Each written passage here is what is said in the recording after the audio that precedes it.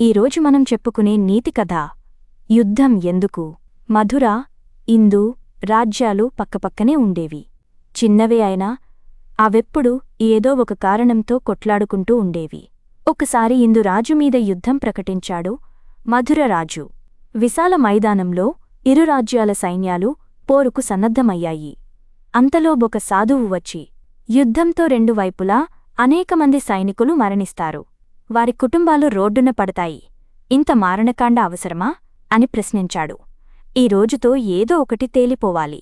అయితే మీమీద గౌరవంతో మొత్తం సైన్యంతో కాకుండా రెండు రాజ్యాల నుంచి ఒక్కో బలమైన వ్యక్తిని ఎంపిక చేస్తాం. వారిలో ఎవరు గెలిస్తే ఆ రాజ్యానిదే విజయం అన్నారు రాజులిద్దరూ. అలా కాకుండా నేరుగా మీరే తలపడండి అన్నాడు సాధువు. అందుకు రాజులు సరేనంటూ బరిలోకి దిగుతారు. సాయంత్రానికి అలసటతో కూలబడతారు. అప్పుడు సాధువు, మీ యుద్ధ కోరిక తీరిందా?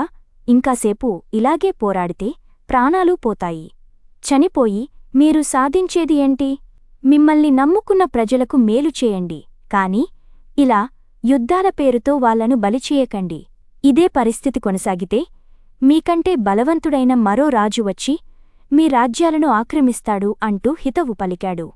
ఆ మాటలతో ఇద్దరు రాజులు తమ తప్పు తెలుసుకొని పశ్చాత్తాపం చెందారు. ఆపై స్నేహంగా ఉంటూ ప్రజలకు మంచి పాలన అందించసాగారు.